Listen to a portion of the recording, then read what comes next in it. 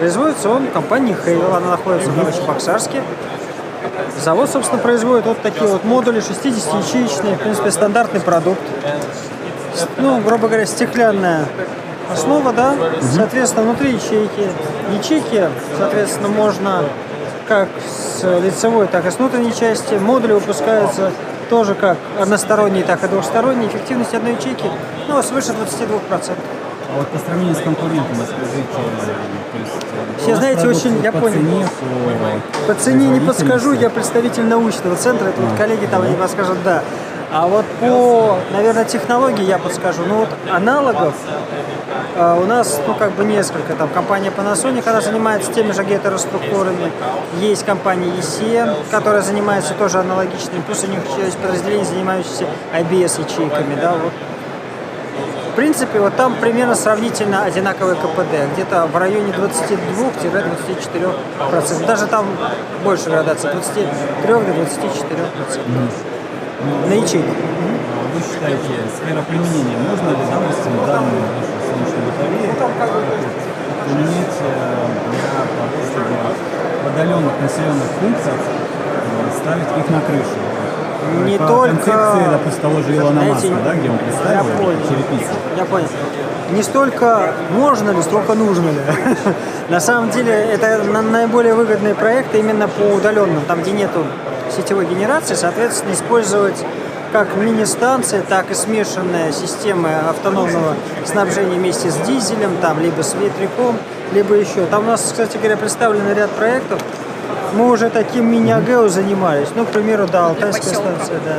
Это Забайкальский край, это Алтай. Да. Здесь несколько населенных пунктов, где заменили старые дизельные генераторы новой системой, солнечно-дизельной, с аккумуляторами. В летний период практически не используют топливо. В целом по году снижение потребления топлива в 2 раза.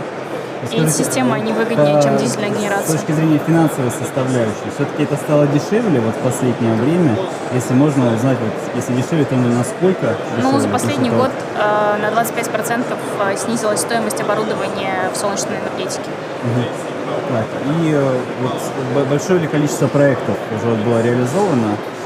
Ну, какие планы? То есть в вашей компании? Уже построил 189 мегаватт солнечной генерации, это же та, которая в сети работает. Несколько есть реализованных уже автономных проектов. Я здесь говорю именно про проекты для населенных пунктов. Есть проекты, естественно, для частных потребителей, их там уже сложно сосчитать.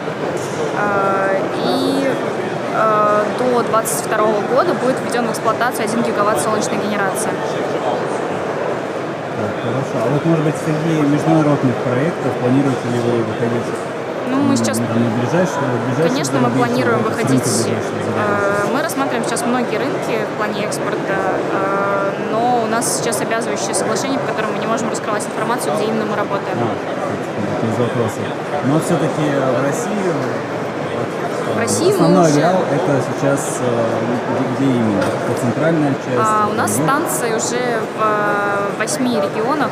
Это и Сибирь, Алтай, Забайкальский край, Бурятия, и Урал, Оренбург, Башкирия, ну, юг Урала, и Центральная Россия, в Саратовской области, Астраханская область уже ближе к югу тоже есть проекты, и в планах дальнейшее освоение Сибири, Дальнего Востока и Юга России. Получали ли вы государственное субсидирование, вообще как там государство помогло для вот реализации? Нет, солнечная энергетика, как возобновляемая энергетика, в принципе, в России не субсидируется государством. Ее поддержка осуществляется за счет энергорынка и за счет той системы, которая создана в России для поддержки всех видов генерации. Когда требуется построить новые мощности, то возврат инвестиций за эти мощности осуществляется через ежемесячные платежи промышленных компаний в качестве платы за мощность. То есть это единая система для всех типов генерации, и здесь о каком-то льготном тарифе или субсидии именно для вособновляемой энергетики говорить, к сожалению, не приходится. Вот. Но сегодня стоимость оборудования снизилась уже настолько, что солнечная генерация, ее капитальные затраты на строительство, они, в принципе, равны новой тепловой генерации. Если в будущих планах планируете, допустим, увеличение прибыли на 50-70% вообще, то есть с финансовой составляющей. Насколько, как вы считаете, насколько перспективен данный рынок альтернативной энергетики? В России Да, или в в России. мире? Ну, если пока в России, да, то есть... Ну, в России очень скромные планы по развитию возобновляемой энергетики. Это не более 1,7 гигаватта по текущим целевым параметрам, которые зафиксированы. Конечно, этого объема недостаточно для масштабного и более быстрого снижения себестоимости производства солнечных модулей и сопутствующего оборудования, которое необходимо для установки солнечных систем. Но мы видим, как развиваются рынки зарубежные, и для нас, в том числе экспорт, это возможность выйти на нужные масштабы для снижения себестоимости для конечного потребителя уже и в России в том числе. А вот если касательно нашего рынка, вот какие основные проблемы, какие барьеры, с которыми вы сталкиваетесь? Самая главная проблема или препятствие, которое мешает или тормозит развитие возобновляемой энергетики в России, это на самом деле стоимость денег, потому что в России очень высокая стоимость капитала, очень высокие заемные ставки, и мы на зарубежных рынках конкурируем с компаниями, которые привлекают которые привлекают деньги под 0,5%, можете сравнить с нашими ставками. 10-15, да, это очень смешно. Да, то есть по стоимости строительства мы идем в одном эшелоне с крупнейшими мировыми компаниями, и мы также участвуем там в тендерах, у нас равная стоимость по строительству. Но, к сожалению, стоимость капитала, она очень сильно отличается, и в солнечной энергетике, вообще в возобновляемой энергетике в целом, так как ключевой объем инвестиций приходится именно на первый этап проекта, да, на строительство, и потом практически нет операционных затрат, в отличие от топливной генерации, где не очень большие инвестиции на первом этапе, но зато постоянно растущие операционные затраты, которые включают топливную составляющую. Поэтому в возобновляемой энергетике очень высокая чувствительность к стоимости капитала, и мы также ждем, что будут приняты меры по субсидированию ставки привлечения капитала для возобновляемой энергетики. Ощущаете ли вы конкуренцию со стороны наших китайских партнеров, потому что, насколько известно, они являются самыми крупными производителями солнечных батарей в мире и активно инвестируют в альтернативную энергетику, насколько мне известно? В солнечной энергетике есть разные классы модулей. Есть массовый сегмент мультикремний, есть немного повыше по эффективности монокремний. Есть наша технология гетероструктурная. Она входит в топ-5 по эффективности в кремниевом сегменте. И в этом сегменте у нас не такое большое количество конкурентов, как мультикремний, где действительно китайские технологии и заводы с объемом годового производства там, от гигаватта и выше, они, конечно, заполнили рынок